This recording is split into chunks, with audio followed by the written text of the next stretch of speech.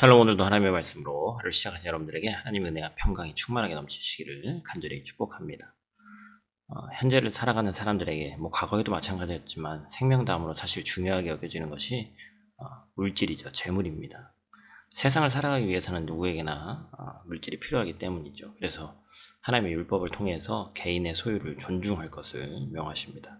율법에서 재물에 대한 바른 자세를 배울 수 있는 우리 성도가 되시기를 축복합니다. 첫 번째로 우리가 기억해야 될 것은 도둑질한 자는 반드시 배상하게 돼 있다는 것입니다. 하나님은 다른 사람들의 재물을 도둑질했다면 몇 배로 배상할 것을 명령하시죠. 남의 소나 양을 도둑질해서 잡았거나 팔았으면 소는 5배로, 양은 4배로 갚아야 됩니다.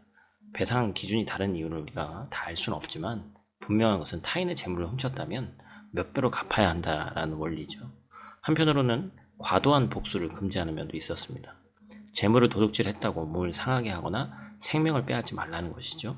도둑질한 가축이 살아있는 경우에는 갑절을 배상해야 됩니다. 이는 도둑 맞았던 소나 양이 다시 주인의 품에 돌아온 경우를 구별한 것으로서 피해자의 정신적 피해 보상을 고려하신 것이죠. 만일 도둑질한 사람이 배상할 돈이 없으면 몸을 팔아서라도 배상해야 됩니다. 어떤 방법으로든지 범죄에 대한 대가는 반드시 치르게 하셨어요. 죄의 대가는 반드시 지불해야 되는 것이 하나님의 공의 안에 있기 때문입니다. 예수 그리스도께서 대속의 죽음을 감당하셔야 됐던 이유도 하나님이 정하신 그 하나님의 공의 때문인 것이죠. 우리의 죄값을 반드시 치러야 됐기 때문에 예수님이 우리 대신 죽임을 당하신 것입니다. 성도는 우리의 죄로 인해 예수님이 대속의 죽음을 감당하셨음을 항상 기억하고 감사해야 합니다. 두 번째로 기억할 것은 과실로 인한 손해도 반드시 배상해야 한다는 것입니다.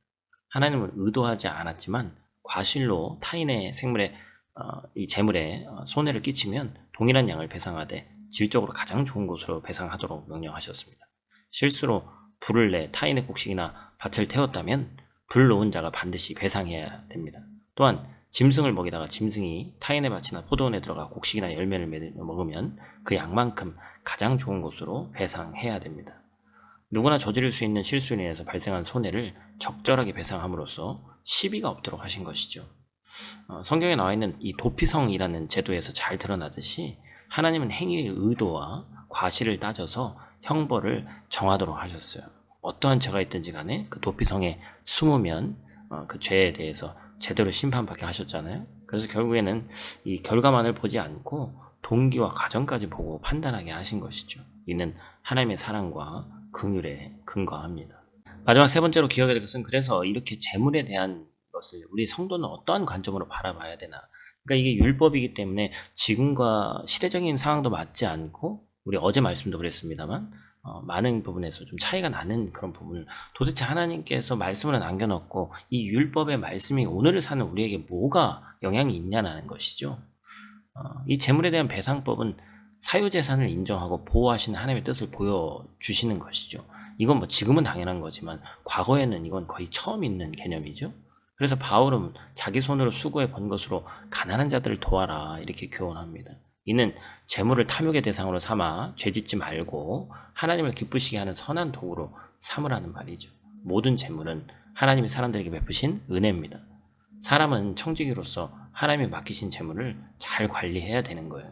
예수님은 재물을 사랑함으로 우상 숭배의 죄에 빠지지 말고 재물을 잘 다스려서 천국의 보물을 쌓아두라고 명령하십니다.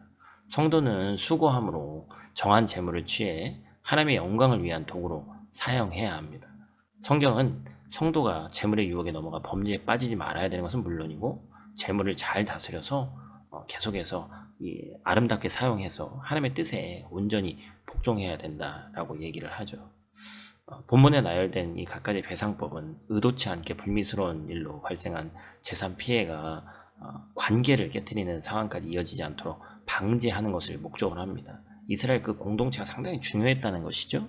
도둑을 맞거나 불이 나거나 소나 양이 죽거나 다치는 일들은 조심한다고 해도 언제든지 일어날 수 있는 일이죠. 그러나 그런 일 때문에 서로 의심하고 비난하고 관계가 깨지면 공동체 자체가 와해되기 때문에 이렇게 디테일한 법을 만들어 놓은 거예요.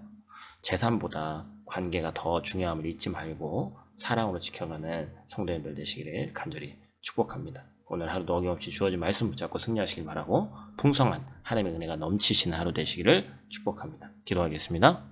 하나님, 참으로 각박한 세상에서 살고 있습니다.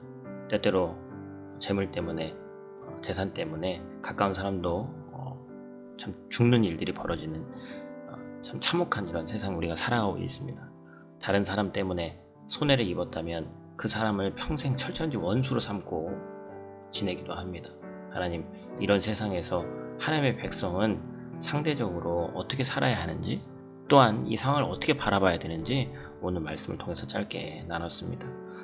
돈에 지배되는 삶이 아니라 돈을 다스릴 수 있도록 도와주시고, 돈보다 더 중요한 것이 무엇이 있는지, 물질보다, 재물보다 더 중요한 것이 무엇인지를 제대로 알고 행할 수 있는 귀하고 복된 주의 자녀들 될 수 있도록 하나님 도와주시옵소서. 오늘 하루도 눈동자와 같이 지키시기를 원하며 우리 구원자 되신 예수님 귀하신 이름으로 기도드립니다. 아멘.